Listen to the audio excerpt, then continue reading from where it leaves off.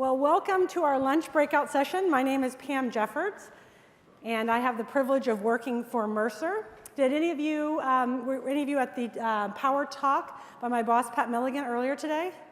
Several of you, great. So she's in the back, and I have the privilege of working with her and on our When Women Thrive research, our global research. We have several other of my colleagues in the room that I'll introduce a little bit later. So the format of this workshop will be I'll share for the next 20 minutes some research and perspectives that we have around the state of gender equality around the world and some of our learnings and frustrations and opportunities. And then we'll go into a breakout session where we'll be working together to talk through some opportunity areas, and then we'll come back together to share some of our thoughts and perspectives from this group.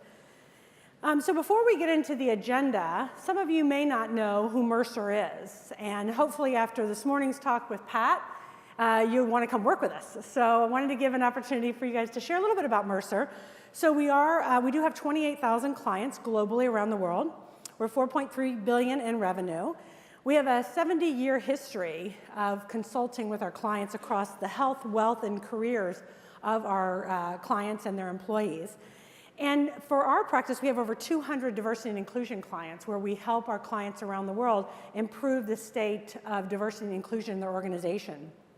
I have 22,000 colleagues around the world. We're in 140 countries. And we are very proud that we touch over 110 million lives, again, across the health, wealth, and the career of these employees. So it's a wonderful organization. We're headquartered in New York, and happy to share more about Mercer if you're interested. So what we're going to cover today is the fact that we are at an inflection point. Pat mentioned it this morning, and our paper outside in the booth is around a gender inflection point. And we'll share a little bit about what that means and why the word inflection is such an important word for us. We'll talk a little bit about what we think is missing and what we're calling the linking mechanisms. How do we pull all of this together to really drive forward? And then, of course, we'll go back and do some group activities. So as we were putting together our perspective this year, we kept coming to this idea of an inflection point. And it was important because we kept hearing people say intersection point or other words for what we were trying to describe. And we said, well, let's take a moment to really understand what an inflection point is. And I have a daughter who's a civil engineer, and so I pulled her up and said, what is it? And she says, Mom, this is the picture of a true inflection point. And what that means is that you have the opportunity right now to either drive and make progress, or, unfortunately, as Pat described this morning, that backwards trajectory of going backwards, and we're now at 217 years until we've reached full gender parity. And to put it in perspective, when we started doing this research in 2014, we were well, in the double digits. We were in that, 70 to 90 years, and it keeps growing to now we're at 217 years. But we do believe something is happening right now across the world, whether it's Brexit in Europe, the environment here in the United States around sexual harassment and Time's Up. But there's something happening, and we feel that there's really a powerful push that we can actually turn the momentum. And we won't ignore that there is an intersection point, that things are coming together right now in a way that they haven't before. And I would say last year, in 2017, when we were talking about gender around the world with our clients, there was a bit of fatigue. There was a bit of, here's another women's conference. This year, because of everything coming together, it's a sense of optimism is the word we've been using. People are excited, they're energized.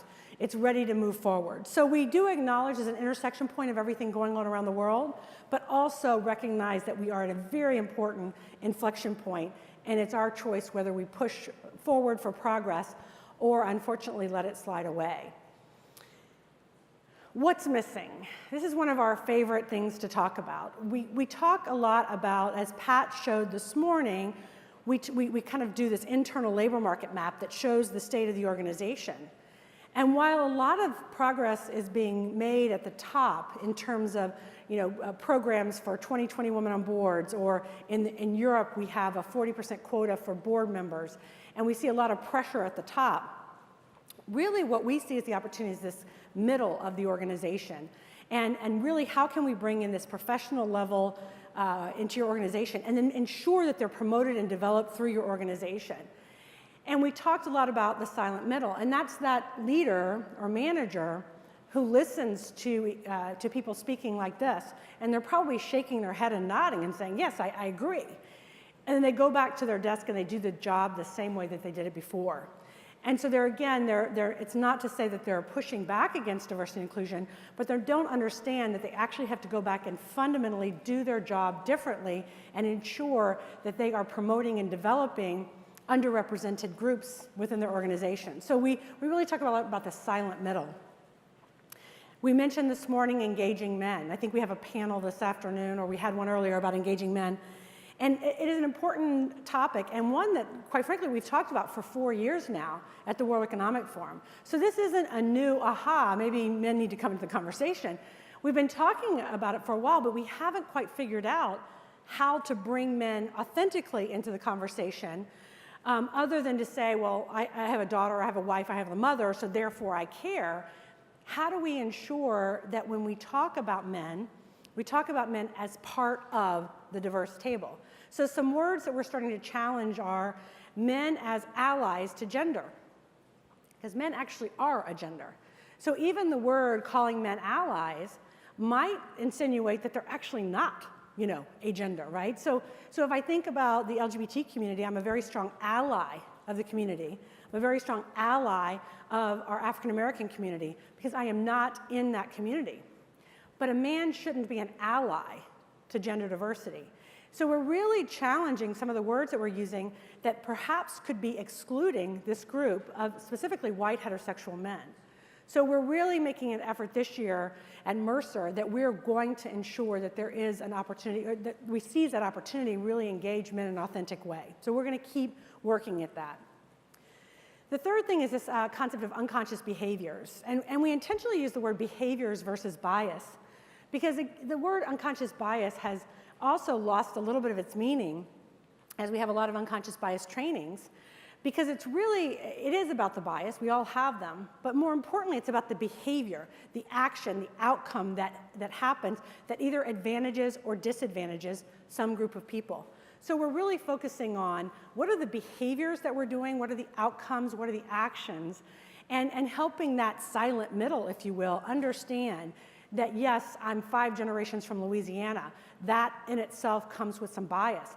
But how might that translate into how I do my job? So we talk a lot about behaviors and outcomes and how those biases might show themselves up in the promotion process or hiring process. So one example of that we've been given recently that seems to resonate is how many of you have ever been told to take a candidate to lunch to find out if they are a culture fit? Right? It's a process. That in itself has a bias. How many more friends do any of you need? Right? I really don't need another friend. So let's assume that you can't really change that and you still have to take this person to lunch to see if they can be your friend. So switch the words a little bit. So when you're taking that person out and you're trying to understand, instead of looking for a culture fit, flip it and say, how will this person add to our culture? And that slight flip makes you think about someone different than you versus are they a culture fit? Makes you think of somebody who is like you. So that's an unconscious bias, but how does it turn into a behavior? So again, I really encourage you, number one, think about, do you really need any more friends? So you're really looking for colleagues who can add value to your culture, not somebody who shares your same restaurant style and takeout food. So those are kind of the examples that we use at Mercer to help organizations understand how the shift in language, the shift in how we think about things can actually have different outcomes.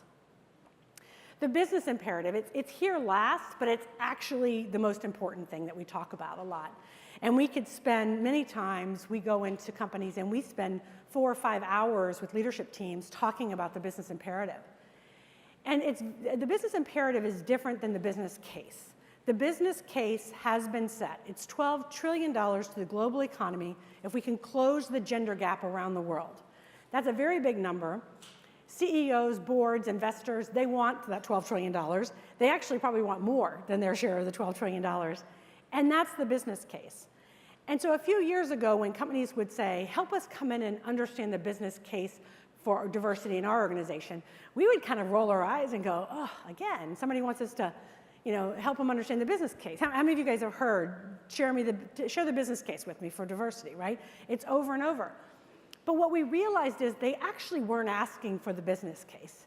They were actually asking for the business imperative or the business impact for them. So they were trying to say, I get the $12 trillion, but if my company is actually more diverse and more inclusive, what's going to happen? How is my job going to get easier? How is my stock price going to grow? What's going to happen to me? So we realized that as leaders, we were stopping short of saying what the business impact was. So for example, a lot of consumer companies would say, we want to have a diverse and inclusive organization that looks like our customer base, period. And you're like, okay, still, so what, right? So we need to finish that sentence. We want to have a diverse and inclusive workforce that looks like our customer base, because when that happens, we will have more clients. They will bring their friends along. They will buy 2 products instead of 1. They will be stickier, et cetera, and therefore we're going to have more money. So the companies who have actually finished the sentence are doing very well, SAP being one. Pat mentioned them this morning as well. So SAP has tied diversity and inclusion. You can go out to their website and Google it. They said they have tied diversity and inclusion to higher employee engagement scores. And when their employee engagement scores go up by 1 percentage point, it's 50 million euros to the bottom line. And when it goes down, the employee engagement scores go down by a percentage, it's negative 50 million euros to the bottom line. That's a huge business imperative the employees care about. Lockheed Martin has tied diversity and inclusion to innovation. They've been able to show that when they have a more diverse and inclusive organization, innovation goes up. And they've been able to prove how that impacts their organization, and they've been able to track innovation. So we're doing a lot of work helping companies understand what's the business impact to you. So at the bottom, kind of underpinning all of this, are just some fundamental concepts around avoiding the echo chamber, right? So we are a lot of women talking. We have a few men. We need to get more people into the conversation. We need to make sure that we engage men into this conversation. Talking about culture change being hard. This is hard, right? And so we often talk about this $12 trillion to the global economy, and it's this amazing, great number, and it's going to be very awesome when we get there, but getting there is a little hard. So really talking to companies about culture change.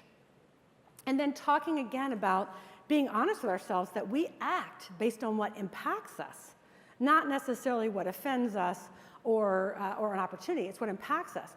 And the best example, I love telling stories. Again, 5 generations from Louisiana. And fortunately for my audiences, I never have to tell the same story twice because a new one comes up every day when it comes to diversity. But I was talking in Chicago to a group of financial analysts, and they weren't really understanding the business imperative. They weren't really understanding this whole concept of acting based on impact. And we were sitting in a hotel room, and there were 35 people, and I counted, when I came in, 52 plastic water bottles on the table. It was just crowded full. And in the corner, there were 2 water stations that the hotel had provided with cold and hot water, and they even had cups on the top. So I asked them before we started, how many of you believe that we should recycle and not use plastic water bottles in the environment, everything? They all raised their hand. How many of you think that's just baloney, it's not true? And none of them did. They go, no, we believe it. But we still have 52 water bottles. And in fact, 3 of the people had brought like metal water bottles, and they still had 2 water bottles next to them, right? Because it was easier. Because right next to that water faucet, they had a huge bucket of bottled water. So as we walked in, it doesn't matter that plastic bottles may or may not have offended you. What impacted you was a quick grab of that water bottle, not filling it up. I think actually most people didn't even notice that the water faucet, the water containers were there. And so they realized that, again, it doesn't matter whether something offends you. It matters how it impacts you. How easy is it to just grab that water bottle versus filling it up? And that's when people start to realize, okay, you're right. It is about, I hear this, I hear the power of diversity and inclusion, but at the end of the day, I go back and I grab that water bottle. Do I have anyone who works for large organizations in here? So I've got a few, excellent. So this really, I'm speaking to you here, is when you take large organizations, so many of them, especially in the technology world, have so many programs that are happening, whether it's they've got a high performing program, they've got employee engagement surveys going out, they do their pay equity analysis, succession planning, but they really don't have anything that pulls them together and links them. So we actually had a paper just released that said, is the missing link the link, linking these all together, right?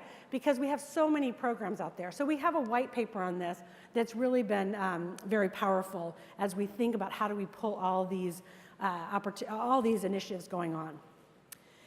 And then we'll end with talking a little bit about what we call the 6 Ps to an effective gender strategy. And this is something, again, that we've been talking about for years. It continues to get more interesting and people get very excited about it. But it's this concept that we have kind of individual behaviors and organizational behaviors that we need to have in place to really pull all this together. And on the individual side, it's having that passionate leadership. And again, Pat talked about that this morning, that personal commitment, and then the ability to persevere, which means are all of your leaders really engaged versus just 1 or 2? And on the right-hand side, from an organizational standpoint, it's do you really have the proof of what's happening in your organization? We do love anecdotes, hypothesis, stories, but we really need to dig a little bit deeper and get the proof. And what we found is if you're just acting on hypothesis, then maybe there's a pilot that gets thrown up to see if maybe this will work. But when your leaders have true proof and data and analytics on what's going on, it's not a pilot anymore. It's full-on change. And so when we talked about culture change, having those stories and anecdotes of what's happening partnered with that data, it's really where we start to see the organization move. And then, of course, having processes that don't have biases in them. I do believe inherently we all have biases, but I also believe the processes have biases. That process that says, hey, take that colleague to lunch or take that candidate to lunch to see if they're a culture fit. That's a process that in itself has a bias in it. And then the end is the practices. What are those programs and practices that you have in place? So for those of you who didn't raise your hand and you're not a big organization, this slide shows you the same 6 Ps across the top, but what can you personally do? And again, just talking about that societal and business imperative, so talking about diversity and inclusion and finding your authentic voice on why it's important and how it's going to impact your company, your business. Relying on that data and analytics to really look at those systematic barriers in place. Recognizing technology as an enabler. We've got some amazing opportunities out here. I personally believe that it is going to be hard for us all to stand up here, and every time we hear a gender stereotype, I'm supposed to be the one that goes, ooh, yikes, that wasn't good, right? It's very hard to be that person that goes, yikes, did you say that? I've been trying out different ways of saying, like facial expressions, like, ooh, like my favorite is, we need to really dig deep onto this and look under the kimono, and you're like, and then the person goes, what? Well, you actually said you're going to look under their dress, right? So I've been trying it, but if I wait until the end, until they finish their conversation, and I go, are you open to some feedback on what you just said? And they, oh, yeah, well, 2 minutes ago you talked about, it feels very formal, and doesn't feel very good. So I've been trying these facial expressions. It seems to be working. I'll let you know. But I really do think technology, so I am of a believer that somebody's going to create a Fitbit, that every time we say something, it's going to slightly buzz a little bit and say, hey, maybe you need to think about that. So if you're an inventor and you want to think about a new technology, we do believe that is going to be a great solution. And we mentioned this morning, we're going to talk a little bit about in our workshops here, is prioritizing the benefits and the access to care. So as we talk about women's unique needs, both from a health need but also financial wellness, this is one of the critical things. And then as you look at what each individual one of us can do, cultivating this environment of trust. Trust that if I've said something that offends you, or I might need to open my eyes to a new way of saying something, that I have to trust that you're going to come talk to me, just like you have to trust that I'm going to give you feedback. So cultivating this environment where I'm trusting people to talk openly and authentically and bringing themselves to work, and what does that actually mean? So we think that's a huge opportunity. And then again, ensuring leaders at all levels are engaged. It doesn't not matter if you're an individual contributor, you can still be a leader in this space. Every single one of us need to be engaged and understand what we can do. And then again, it's last, but it's most important, which is equipping and collaborating with men to drive change. So these are what we call our 6 Ps. We've been working on them. You can see them in our research if you want to go out into our booth out here. And we again, every year we continue to find more power and more people that get really excited about what this could mean and how all of this coming together, whether it's the heart and the mind, or we look at it as the professional side, the organizational, the personal, however you want to bring it, put it into perspective, pulling it together is really how we're going to drive progress. So with that, we're gonna take a moment to go off into some workings. Oh, sorry, Carol, thank you. I would like for you guys to take a moment to pull out your phones, those of you who are on CrowdPer, and let us know a little bit about your organization. So if you could go to crowdper.live and enter the code Mercer. It passed? Impact, not Mercer, Impact. And let us know what your organization's stance on improving diversity. So on the left-hand side, there's no real issue. And again, it could mean that you feel like your organization has already moved forward, you have the appropriate amount of representation in your organization of all cohorts. The middle is where we feel is the right thing to do, or has your organization actually moved forward and it's a business imperative. So let's see if we can get a few votes on this before we move on.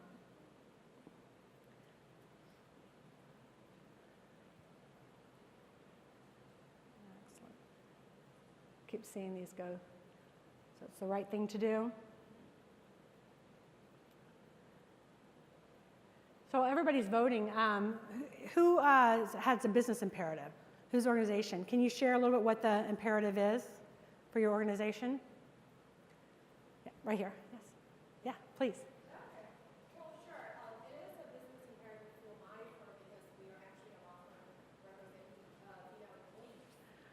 Excellent.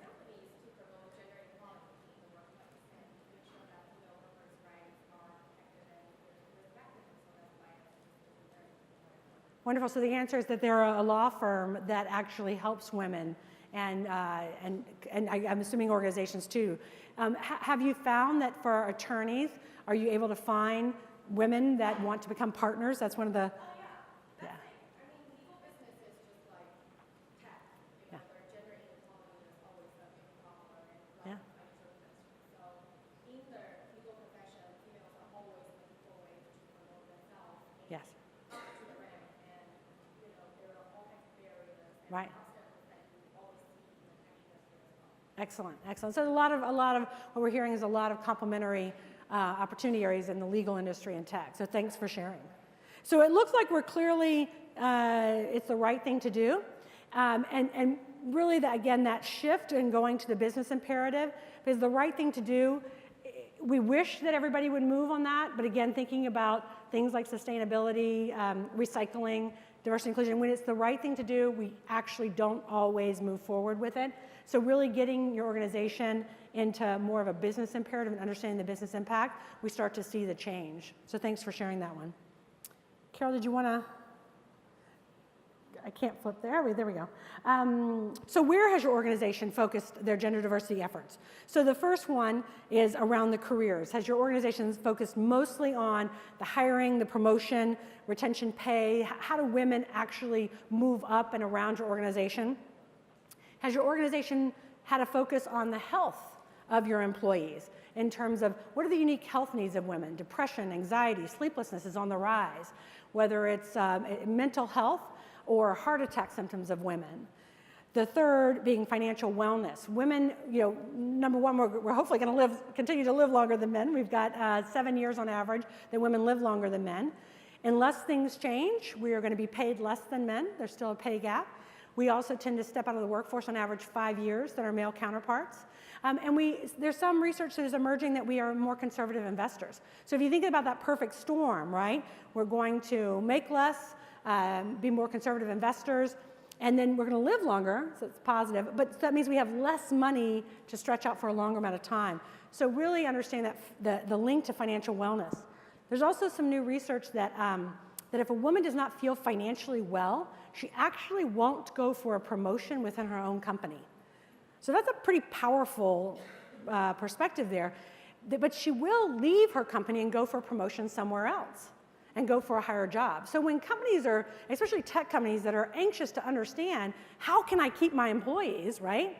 Think about their financial wellness, because there's a lot of data that's saying, I will stay at my company and I'll go for a promotion within my company if I feel financially well. So if you're interested in that research, we have that as well.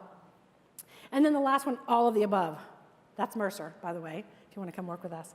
We have figured that out. So we're still trending about mostly on the career side, which isn't surprising. But again, what you're going to hear from us in our workshop is this ability to really go across the health, the wealth, and the career of your employees. That's really where we're going to see the progress. All right. So we're going to pop back. There we go. So the ground rules in the working session. Be open. Talk. Definitely, let's keep it safe and maintain that confidentiality.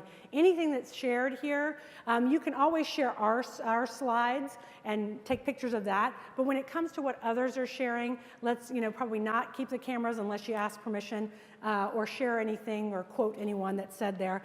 And let's keep that learning going. So what we're going to do around the room here, I've lost my ability to click. There we go. All right. So we're going to kind of divide you guys up. So it doesn't look, I'm not a great spatial person here, but I think we have 3 nice groups here. So this first group over here, we're going to ask you to go to the career side. So Carol, that's over here on this right-hand side, this white wall right here. So this first group of folks on this line, go over here. This second group into health, which I'm assuming is the middle. And then the third group, careers. And what you're going to do is you're going to talk about, in terms of financial wellness, what is the greatest challenge women face? Same for health, same for careers. And also, what can you do personally to impact positive change? And then those few of you, those 7 or 8 of you who work for large organizations, what can your organization do? And so we want you guys to collectively talk about that. Maybe we're going to each come over and help facilitate one of the groups. But again, careers, health, financial wellness, and we're going to answer. We'll leave these 3 questions up for you. We're going to take about 15, 20 minutes to talk as groups, and then we're going to come back together and share some of the outcomes. All right.